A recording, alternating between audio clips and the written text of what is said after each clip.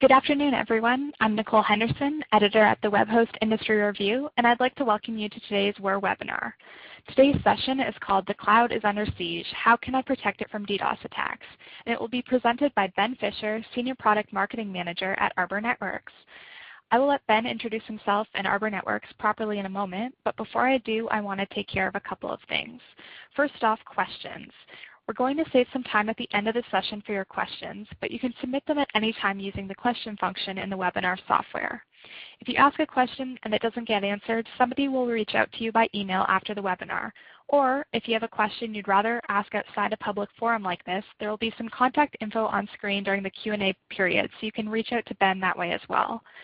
Finally, there will be a video archive of the webinar available if you want to rewatch the presentation or share it with someone else. It'll be in the archives at www.thewer.com/webinars by the end of the week, so make sure to check that out. Okay, so let's get started. Welcome, Ben. Hi, Nicole. Thank you very much for having me.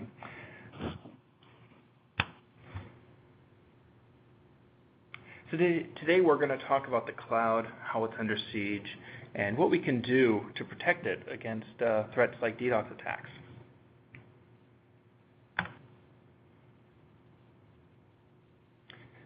Have a little agenda laid out for us, where we're going to discuss what sieges are happening, talk about who's attacking, why they're attacking, who they're attacking, what tools they're using, some examples of some large attacks, the impact, best practices, and then round out with some of our solutions and how we can help you in this regard. So today, sieges are happening all around us. The world and the digital realm as we know it is under siege. Sometimes we think that DDoS attacks are not happening to us, but they'll happen to everybody else in the world. Lots of headlines of DDoS attacks. They seem to be becoming even more prevalent as time goes on, more and more common across all types of news sources, including this last one from Nicole herself last week of a DDoS attack. We see them from all different sources affecting all different types of individuals and online entities.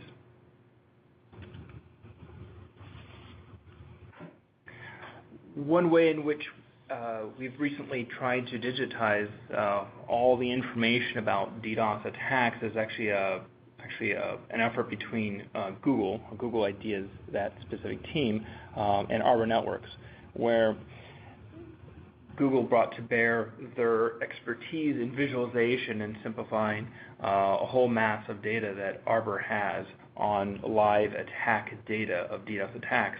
And I do highly recommend you do a Google search for digital attack map, and this website will pull up, and you'll be able to not only see attacks that are happening live at the moment you load that browser, you'll see the source and destination of said attack by geography, as well as information on the size and relative type of attack. Some interesting things just to note. On the bottom, you kind of see a little bit of a cutoff histogram, where you can it actually keeps a history of all these different attacks in a kind of a recorded manner, so you're able to rewind it and play it, and if you see anything in particular, you can actually, from any point in time, you can actually share that URL with anybody you like. So there's a lot of powerful information in there, and it's meant to make it much more simple and much more accessible to help people understand the threat and of the DDoS attacks, as well as kind of what has happened in any point in time. In terms of data centers and cloud service providers, well, you see that over 70% of all of all data centers have had DDoS attacks, where they've recognized it and they've identified it and admitted it. Cloud service providers, a little bit more confusing here, whereas 19% have definitely understood that they've been under attack, but there's about 30% we've noticed that do not know if they necessarily have been attacked or not. I would probably attribute that to not necessarily having the right types of tools, processes, etc., to detect any particular attack, and if so, to understand what type of attack it is.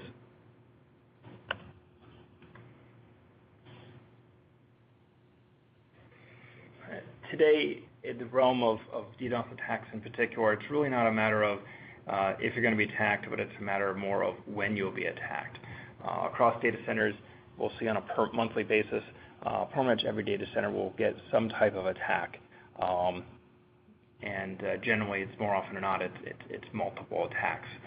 You can see the distribution, and obviously it makes sense that the very, very largest of providers are just getting hammered constantly in different ways.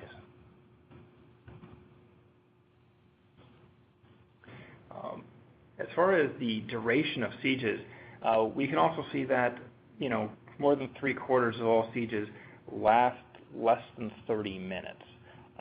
That means that if they have completed the attack and before you had a time to fully react, that means that they've probably successfully achieved whatever it is that their goal was. So it's very imperative that when you're under attack that you have a process and the tools in place to detect the attack and react to it to minimize any damage that you have, as well as understand what happened in case you need to do some incident response and forensic analysis post-incident.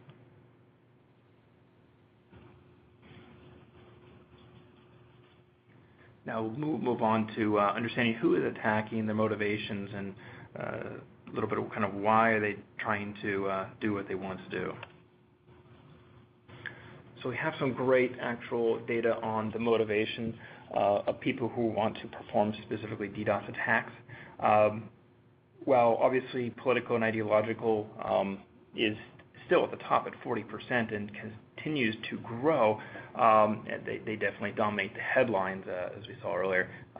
The highest growth is in unknown, and that's I wanted to call that out and specifically note that if the motivations are unknown, it's very likely that those are folks that are trying to do things where they don't want their motivations to be known, or they might be folks that are trying to specifically cover the tracks really well and do things in a very insidious manner.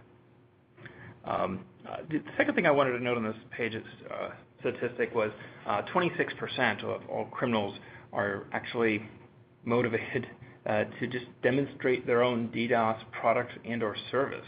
That's a little disturbing in that it's you're talking about such a large number of folks that really speaks to the broad and large capacity that's out there and how readily accessible these tools and services are to whoever wants to perform such a DDoS attack. It really speaks that there's a very large industry out there that is ready and willing to provide these products and services to whoever is willing to pay them.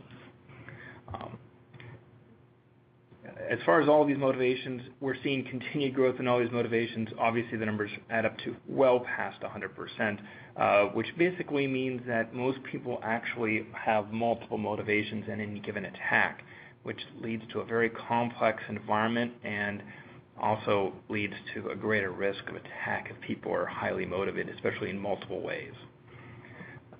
And DDoS is not just a DDoS by itself. We'll get into that a little bit later, but it also tends to be a part of some type of broader attack or broader campaign that makes it very confusing, complicated, and where DDoS sometimes is used as the air cover for more targeted, generally layer 7 type attacks.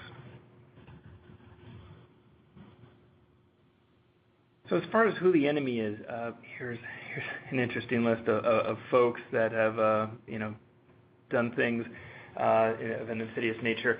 We're seeing a whole variety of people from all walks of life. Some people you would expect to be straight and narrow, and some people you could understand that might be doing this type of activity. The reality is there's really no way to simply categorize who is doing what or who is likely to do this type of thing. It could be anybody and anyone from anywhere.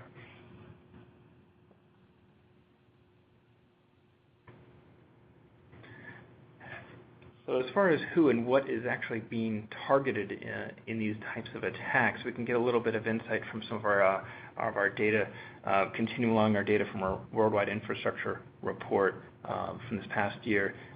We can see that by and large, most of the attacks are inbound in nature. I'll clarify a little more of this later. Targeting mostly infrastructure, and secondly, customers. However, we see that the actual end goal result that they want to achieve is they're trying to target the customers in the end, and that's what we see on the right. So a lot of times the infrastructure might be targeted to actually take down a customer where to achieve that type of downtime in terms of a website, a service, or any type of functionality that's specifically being targeted. So let's talk just quickly about the cloud and hosting environment. So as the graphic builds up here, what we need to understand is, cloud and data center providers, they are generally attached to multiple large backbone carriers. They're getting all their internet feeds there, but they're facing these two big threats that we just talked about primarily, which are inbound in nature, where one is actually an availability attack that is originating external to the data center, and then secondly, there's another external attack that's coming in, not targeting the infrastructure, but targeting a specific customer asset to try to do something to that said customer. And so understanding these top two things, we need to understand that hosting and cloud providers really need to be focused on understanding what are the risks to their availability and how they can go ahead and protect that infrastructure so that their business stays up, running, and available. But also they need to take the same frame of mind and extend themselves to their customers' environment so they can keep their customers up, all the services needed for their customers up as well.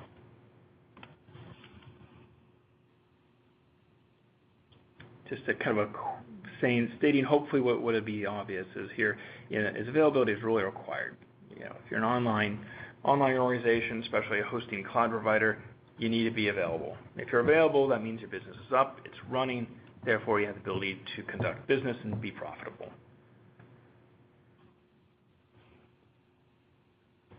Whereas if you're down, if your infrastructure is being attacked and you have no availability, if pipe is saturated, if your routers are down, what have you, then it means you're offline, and that means you're not able to conduct business, which means you're actually losing money. And understand we should also think about and understand the types of verticals that are most often targeted as far as the customer targets. As it would probably be fairly obvious, I think these make a lot of sense. Your online e-commerce websites, your financial services websites, governments, especially considering that there's a lot of ideological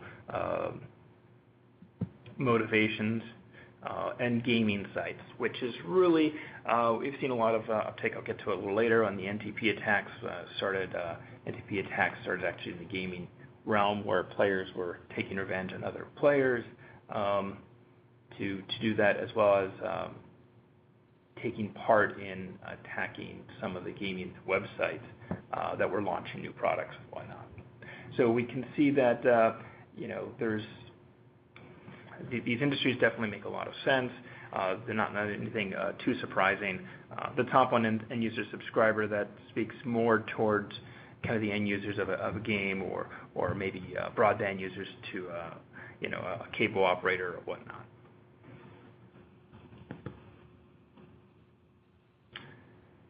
Quickly, I'm going to talk about some attack tools that are being used by the attackers and the types of attacks that they're utilizing. So in terms of attack categories, this is very basic, but there's three basic categories here we're talking about. We're talking volumetric. That's your simple, straightforward, basic DDoS attack, but we also have a lot of other attacks that can be classified within the realm of DDoS, where we have application layer attacks and state exhaustion attacks. And a lot of times you have more of the volumetric DDoS attacks being launched at an organization, especially when it's a multi-vector attack, which we'll get to on the right, that's actually masking a state exhaustion attack that would be used to, cripple a defensive device such as an IPS or maybe a firewall, maybe a load balancer in the infrastructure, a router or database. There's a whole lot of things. Application layer attack could be doing something very, very specific against maybe a specific service on, DNS or whatever type of service. We do see that multi-vector attacks are quite common. 39% said yes, 21% no. But what is really alarming is 40%, the largest number, do not know, which basically, again, this speaks to the lack of strong processes and tools to actually detect attacks in all their different shapes and forms. We have to be really careful, because if that's also coming up, then it's more likely they've probably seen some elements of the attack, but they may not be seeing all the different tentacles of a multi-vector attack. Operation Ababil is a good example of this, where there is a massive campaign using lots of concurrent attack vectors across an entire industry, which is the U.S. banking industry. We saw multiple different types of protocol floods going against these particular customers, with layer 7 attacks being buried inside of those volumetric attacks. So, very, very, very evil, very, very corrupt, but it was one of the largest and most prevalent and most publicly acknowledged types of multi-vector attacks that's been out there, and it speaks to how scary the world is evolving.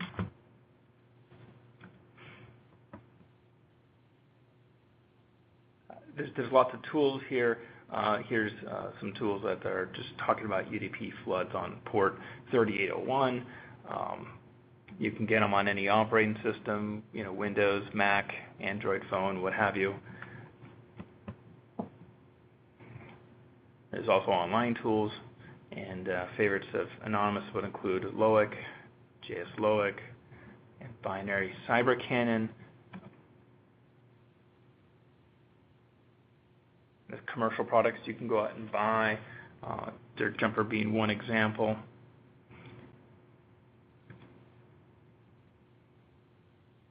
And there's lots and lots of commercial DDoS services out there where you can pick the types of attack you like, pick the duration, and you can even choose the different type of payment method that you'd like.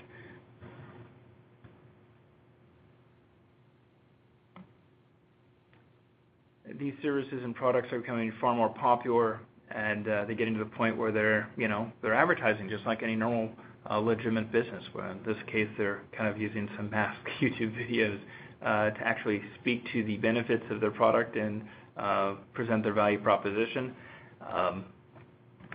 And as far as some of these more campaigns like the Anonymous campaigns, they're using social media. They're trying to get out there, get the word out, and recruit as many people to help out in the DDoS attack as much as possible.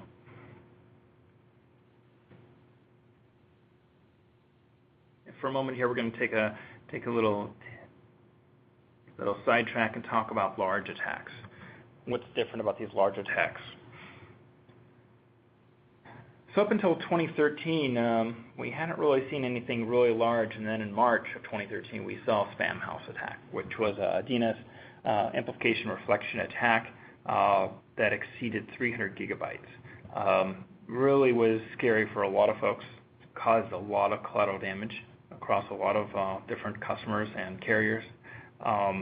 It was definitely a wake-up call for a lot of organizations that they need to be kind of aware that attacks can get much, much bigger. And recently we've seen those attacks get much, much bigger, but utilizing the abuse of NTP as a protocol instead of DNS. DNS is still dangerous, but for now, NTP is the protocol of choice, if you will, for attacks. As you can see in the lower right chart, it's a little confusing, but basically what it's saying from a size perspective is more than half of all attacks, 1 gigabyte or larger, is using NTP protocol abuse in those attacks. And it's even more popular in terms of the volume packets per second, which is over 3/4 of everything over 1 meg or larger.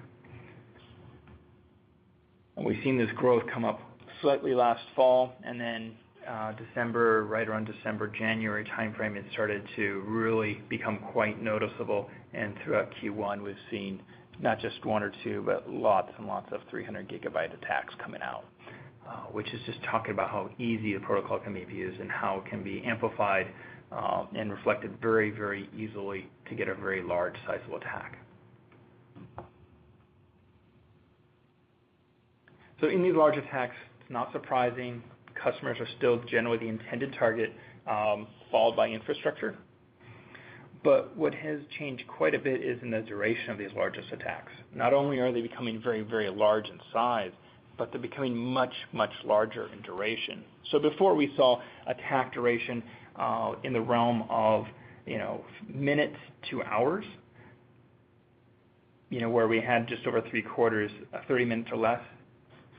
Here you can see that the duration is measured now in hours all the way up to not just days or weeks, but months. That is a lot of traffic being generated and constantly being piped out through the internet. And those can be very, very devastating for organizations.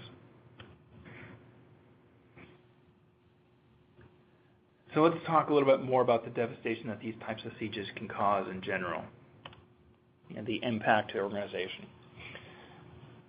So specifically, when we talk about DDoS attacks in the data center, one of the most highly reported impacts was actually operational expense. If you have an organization and it's responding to an attack, it has to pull its people and processes and emergency budgets and whatnot, and rally them to not just defend against an attack and react against it, but also do all the forensics post-incident and continually try to work on what you need to do to shore up your defenses post-attack.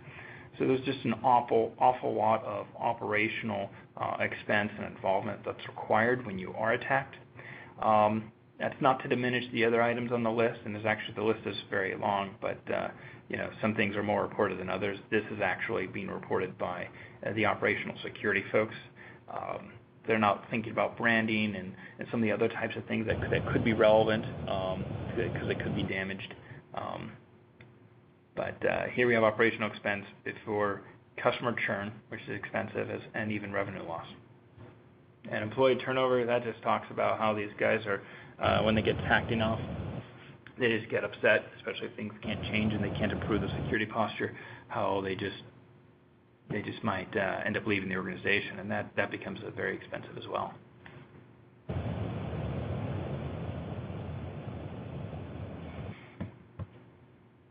So among all the different types of infrastructure attacks, one of the simplest and easiest to understand is in terms of the aggregate bandwidth, internet bandwidth that would be feeding a data center.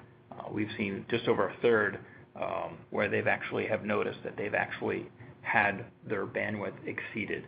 In other words, that means that there was so much DDoS traffic coming down their pipes that it would basically flood out any other legitimate traffic from reaching their data center, essentially taking them more or less offline and becoming unreachable. And like we said earlier,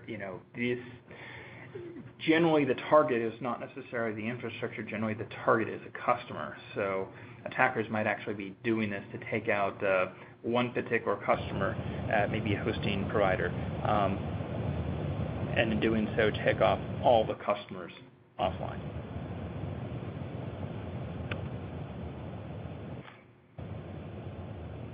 In terms of operational impact and expense, we can see that the most significant threats experienced pretty much maps with kind of what the future concerns are with the only two differences are DDoS attacks towards infrastructure is of higher concern over the next year, as well as DDoS attacks on services such as DNS or email are increasingly more important over the next year.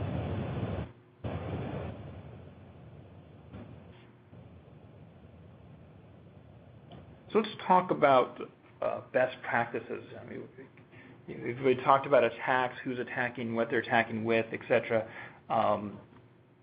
It's always good to understand, what are people doing in terms of in the industry? What are they considering best practice? What are the different types of tools and techniques they are leveraging? But first, I'm going to digress slightly just with a Dilbert cartoon just to talk about best practices. So you can read the cartoon yourself. What we really see here is we see Dilbert talking about how following best practices is basically just becoming mediocre. And so I'll interpret that a little bit in my mind.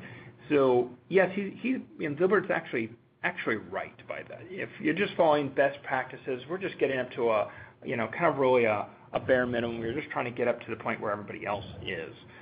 The reality is there's just not like everybody follows best practices to the exact level. There's always a lot of variation. But in the sense that we should be doing at least that, we should all be trying to make sure that our networks can defend up to the best practices. But interpreting it a slightly different way is we also should be exceeding that.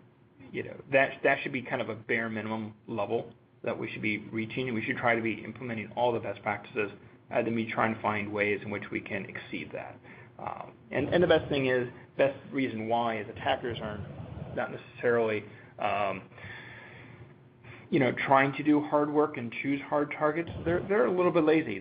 If they can go after an easier target, they'll go after an easier target. If they can get into, if they can cause the same damage that they intend to at a customer, an easier way, they will. So the more best practices you achieve, then you're taking more options off the table. And if you find a way to implement superior techniques or tools or policies or processes which make it much harder for the attackers to penetrate, then you're giving the attackers less options to abuse, and they'll find another way in, which may not necessarily be through your infrastructure or through your customers. So I have a variety of steps here, and so the first step really is talking about your infrastructure. The infrastructure needs to be configured right. It needs to be configured with security in mind. So there's a variety of best practices here. Authentication of your gateway protocols. That seems to be pretty obvious one, so they are not abused. ACLs or access control lists, very, very popular, followed by out-of-band management and BCP 38 and 64 for anti-spoofing.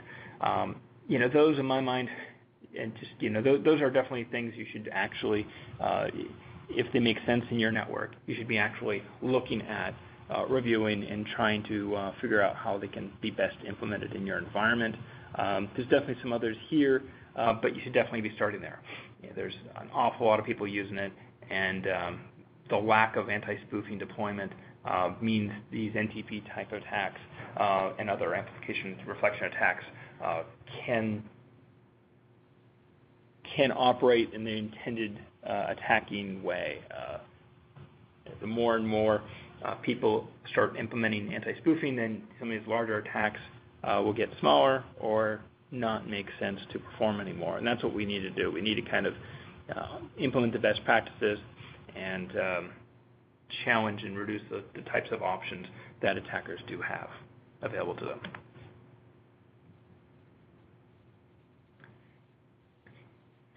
Now let's talk about detection. You can only block what you can see, and so you can have all the best defenses, but if you don't know what is happening, you don't really know what you need to have in terms of defense and mitigation.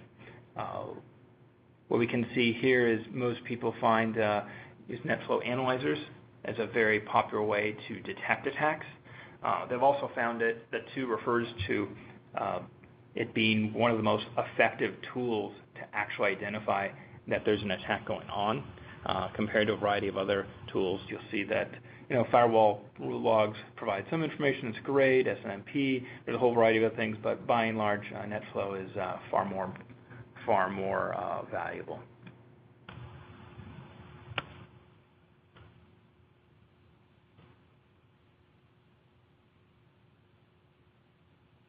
In terms of inbound general defenses in the data center, as you would expect, firewalls, very, very popular. IDSs, IPSs, very, very popular.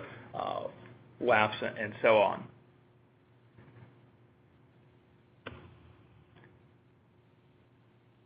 Unfortunately, firewalls and IPSs have a weakness. They're stateful. And being stateful, that means they're subject to state exhaustion attacks.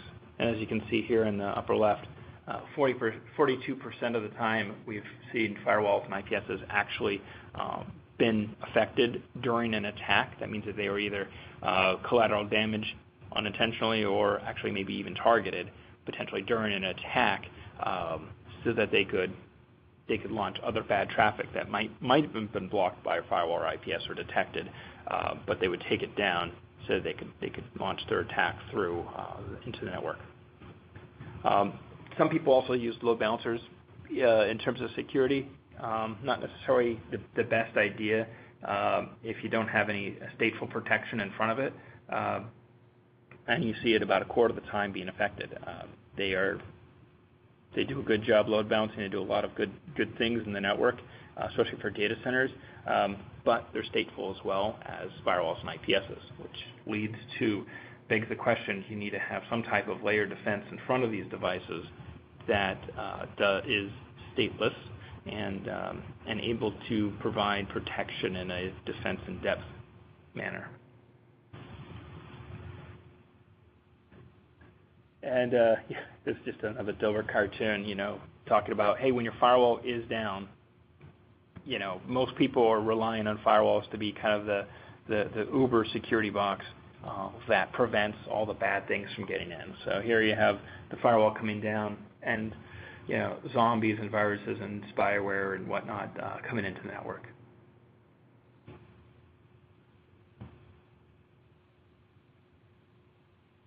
So besides the general defense that we just talked about in 3, we're talking about inbound defense, DDoS defense here now. We see that some people are still trying to use firewalls and IPSs, which is that can be beneficial, but if they're ever targeted in a state exhaustion attack, they have a very high chance of failing.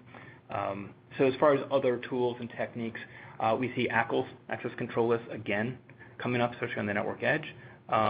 We see out-of-band management as a popular tool, so you can get to all the different devices that you might need to access when you're having availability issues, so you can actually manage and mitigate the attack.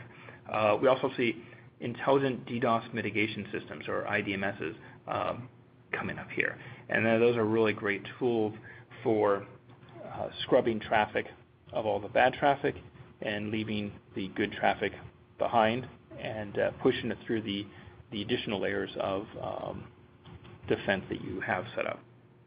And there's other ones such as destination and source remote triggered black holes, cloud-based DDoS mitigation services,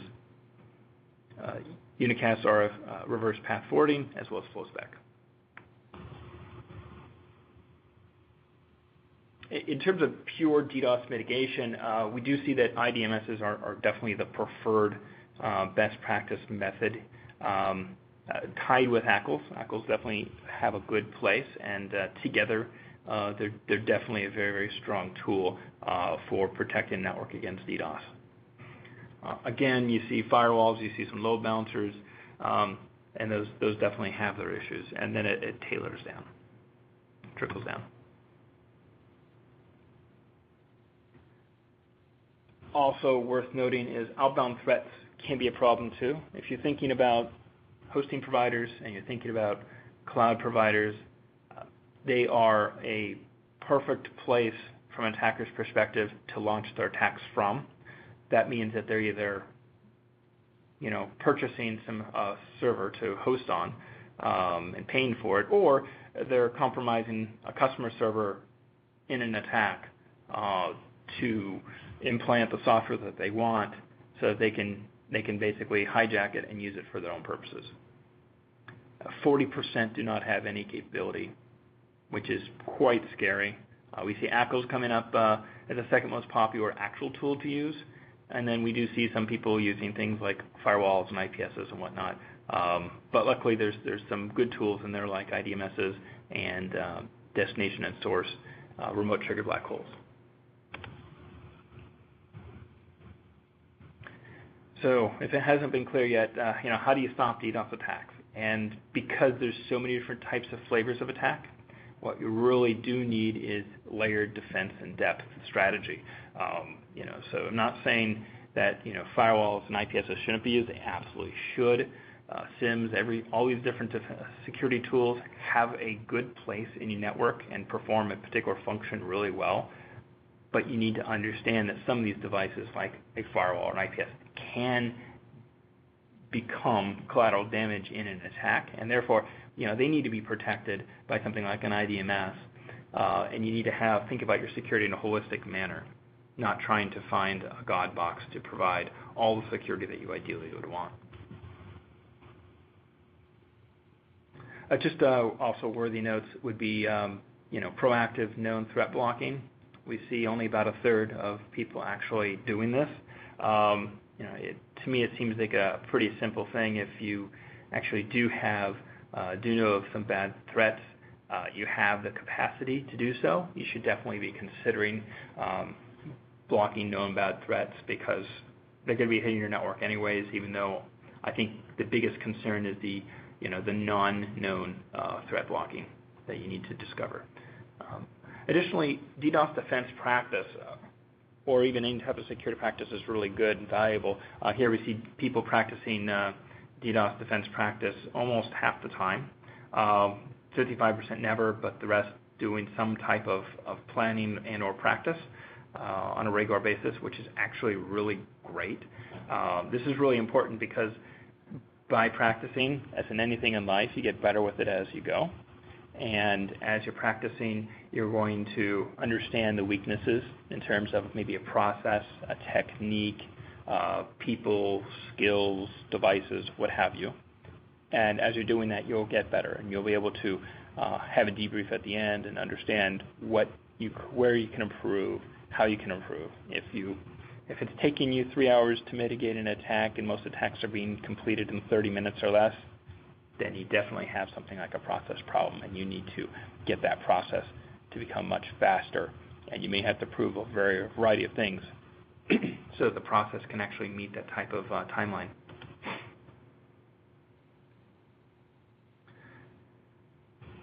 So jumping into how Arbor can protect your availability. Arbor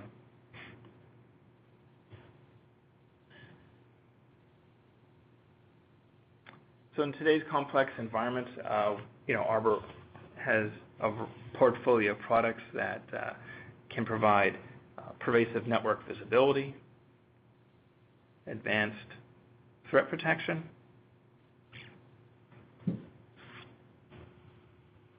and service enablement. We have a whole variety of products that fit into each of these categories, and they are running in lots of different types of networks globally, everything from your internet backbone providers to your MSOs, to your mobile networks, to your data center and cloud providers, and even at financial companies and retailers and whatnot.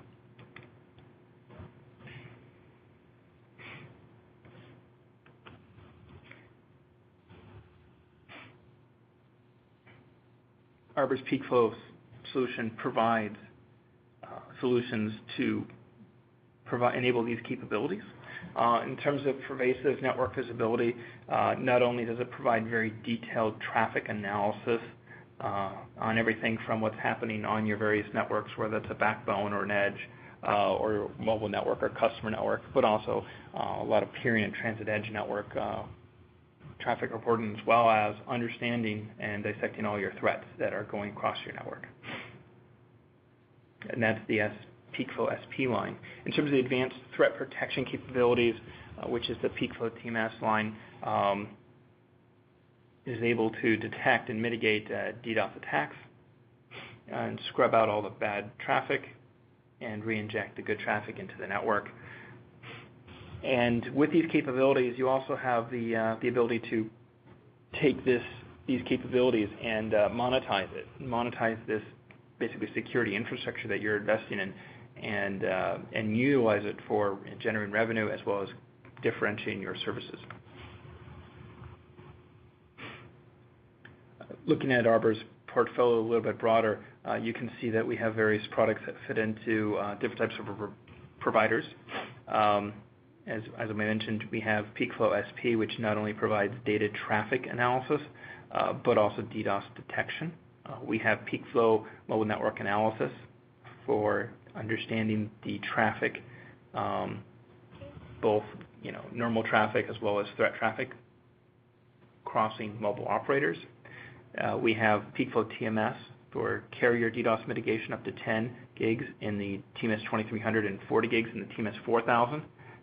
And then for customer prem equipment, we have the Prevail APS, or Availability Protection System.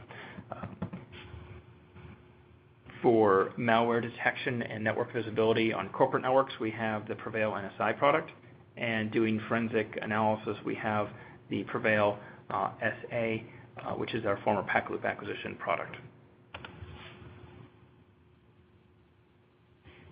And lastly, I just wanted to also point out all this information was compiled from Arbor's annual Worldwide Infrastructure Security Report, which is compiled by Arbor's ACERT team, or Arbor CERT team.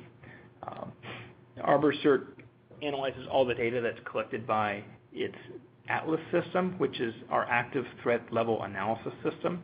And this system is fed by over 300 providers globally, mostly tier 1 providers. Over 80 terabytes a second of data is collected.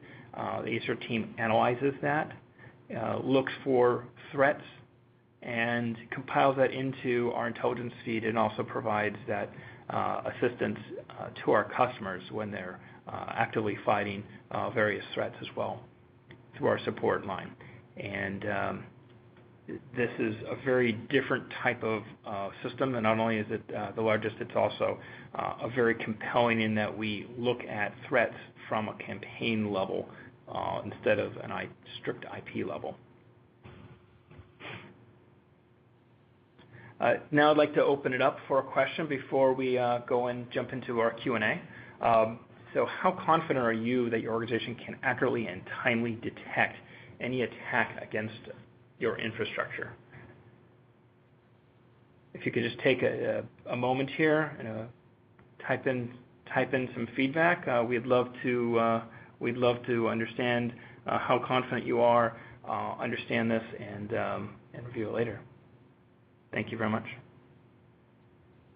Okay, thanks, Ben. Just a quick note. Apparently the Q&A widget wasn't showing up during the presentation. If you refresh your page, it will show up now, and that way you can submit questions. So I hope you've saved some questions that maybe came up during Ben's presentation, and feel free to ask them at any time. Thanks.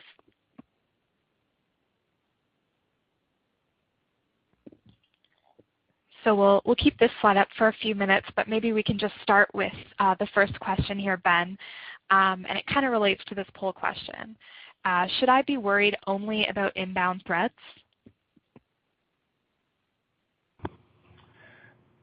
No, you should actually be. Inbound threats are definitely of high concern, but we need to understand that with inbound threats, they're basically attacking your perimeter. There's lots of types of attacks and lots of different types of threats that can be affecting your network. And one good example would be we're seeing with customers, our customers, which are basically a lot of hosters, providers, are actually more and more frequently being attacked one of the customers, I should say, is being attacked by another customer inside their own environment. And if they're not adequately monitoring for that, they won't necessarily know until they get a phone call from one customer asking why they're down. Then they have to go ahead and understand and investigate that. Attackers are getting smarter in understanding that they need to it's best to place their attack as close to their target as much as possible. And I kind of alluded to that earlier. They either are going to rent a hosted server or compromise another customer's server to utilize as a platform to launch their attack. Okay, great, thanks. Okay, so the next question I have here is, how does protecting my infrastructure help my business?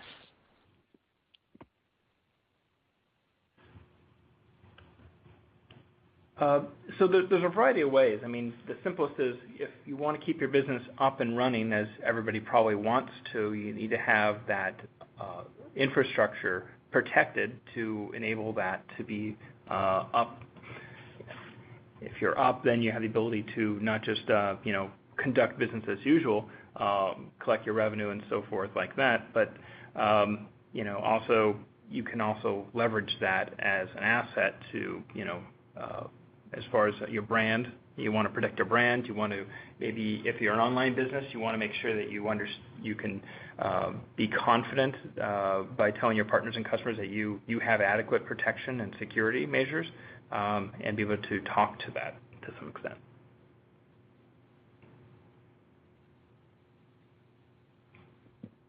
Okay.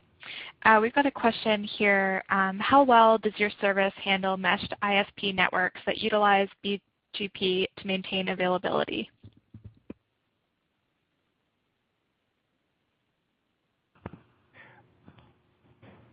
Well, the Arbor Peakflow TMS mitigation product, let me back up. The Peakflow SP product is meant and designed for the largest of BGP networks. So it has all the BGP routing information. It can detect it from multiple BGP ASs.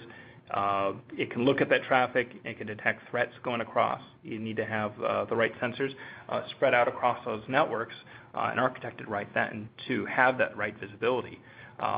And then the TMS can be deployed in a whole variety of ways. It could be done inline, but most popular, especially in larger BGP networks, is a scrubbing center deployment, where you would actually use BGP rerouting to route essentially all that bad traffic to the scrubbing centers, scrub all the traffic, and then you would re-inject the clean traffic after it's gone through the TMSs and been fully scrubbed back into the network towards its intended destination. Okay, great. We've got another question here. Can Arbor TMS protect against application layer attacks and multi-vector attacks? Yes, it can. It gets a little tricky question in that you'd probably want to think about what specifically you're trying to do, what your network and model is. An APS might actually be a better fit depending upon your type of network and deployment. It would have to be in line for application layer attacks, because offline it's not going to have the right visibility of the network traffic flow to properly detect those types of attacks. And that's a tricky thing when you talk about layer 7. You really need to have the right types of products in the right ways, and you need to be very, very careful about thinking about through the process of what types of attacks and what type of network you have and the tools and techniques. So it could be either one, depending upon more specific needs, and that would be a great follow-up question. I can refer that person to sales or something later. Okay, great. We've got another question here. How does scrubbing traffic affect traffic latency and traceroute diagnostics during normal operations? Are these scrubbers completely transparent? The scrubbers work in a more transparent nature. You would gain a lot of information from the reports and the reporting capabilities that you would have, in the Arbor products. It's re-injecting the traffic, so the routing flow would change, but the basic information related to attack wouldn't. It would the routes would be changed such that they would be put into a TMS scrubbed, and then they would be basically tunneled back into the network towards its intended destination, and the traffic wouldn't know the difference. It is non-disruptive to the normal flow of traffic, basically, if to clarify that. Okay, great. So I've got another question here. What is the difference between Arbor's approach and DDoS functionality available from firewall, IPS, and ADC vendors?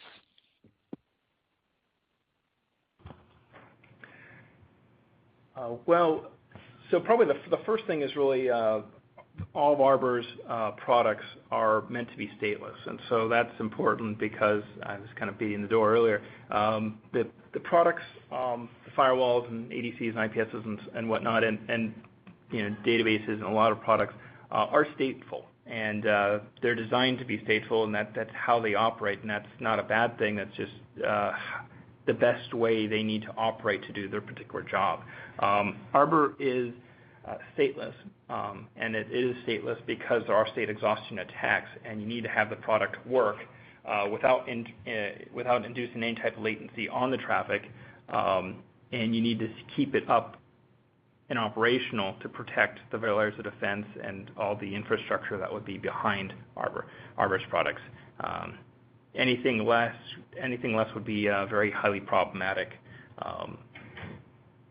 The other thing is, firewalls and IPSs and even load balancers that are being utilized for DDoS, they do have rules and capabilities beyond the stateful argument where they can do some filtering and do some things, but it's very limited in what you can do.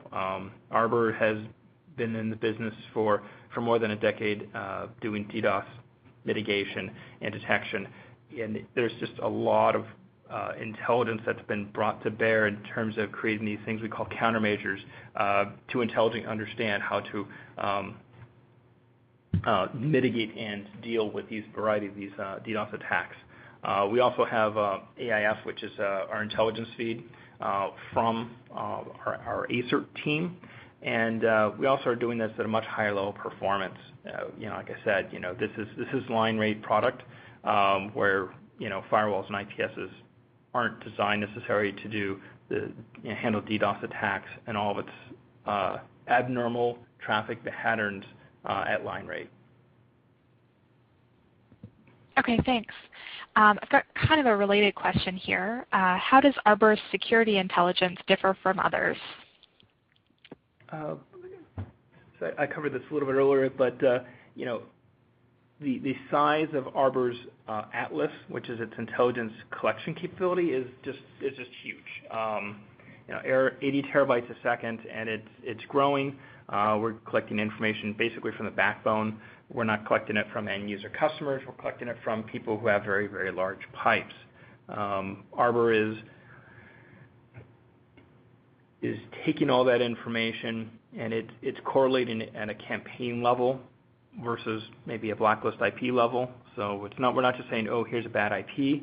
We're looking at all this information, and we're looking at it and correlating it over time. So even if we see an IP address or we see something, we can sometimes determine it's malicious even if it hasn't been blacklisted, just because we see certain patterns at the campaign level that lead us to understand that might be that certain information or certain patterns in the traffic are malicious. And we take this and we package it up into various our threat feeds that feed our products to actually enable them to make it much simpler, but also still put the control in the operator's hands. So if we push the feeds down to the products, so the products have the ability to go ahead and block them, but the operator has the ability to either have them automatically applied or push them as they so see fit. Okay, great. There's still a few more minutes to ask questions if anyone has any additional ones. It looks like we've got another one here. How can Arbor make my job simpler when I'm stretched in so many ways? Yeah, so that's a very good question. We saw earlier that that people were thinking about operational expense. It's definitely a big issue. And one of the things that you really want at the end of the day in a job is you want things to just work well. You don't want something to break. You don't want an incident. You don't want a problem. And Arbor's products, its defensive products like the TMS and the APS, they're meant to protect the infrastructure. That means we're trying to keep it up and operating and available. That also means that not only are we protecting infrastructure like the routers and the hosting environment necessarily, we're also protecting the security layers behind it, such as the firewalls and the IPSs, and the great job that they do.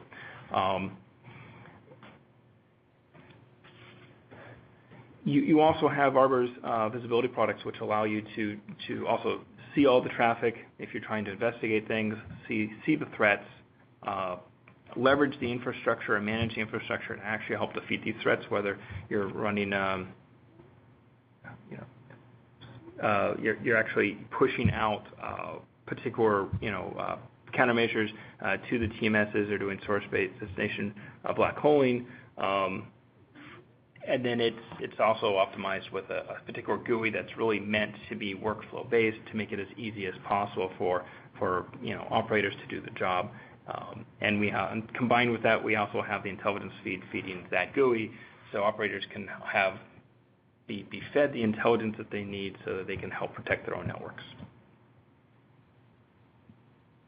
Okay, great, thanks. So it looks like that's about all the time we have today for questions. If you come up with any additional questions or you want to learn more about Arbor, you can contact Ben directly. His email is on the last slide here. It's bfisher@arbornetworks.com. Ben, it looks like there's one more question that just came in. Do you provide mobile access to the GUI for a saturation attack? If I understand it, when they're talking mobile access, I think you're talking about, do we provide a mobile access to one of the management GUIs? We don't have a mobile app per se, but all of our GUIs are URLs. So if you have network connectivity, wirelessly on a mobile device, you have a browser on that said device. And you have network connectivity to Wi-Fi infrastructure, which is connected to through your back-end management, out-of-band management, or normal network. Yes, you could use a browser and you could use the GUI from a mobile device if you wanted to. Okay, great. Again, if you have any more questions, please contact Ben. It's bfisher@arbornetworks.com. That's all the time we have for today. I'd like to thank everyone for attending and for submitting your questions. And of course, I'd like to thank Ben for the presentation today on how we can prevent DDoS attacks in our clouds. Thanks again, Ben, and have a great day, everyone. Thank you, Nicole.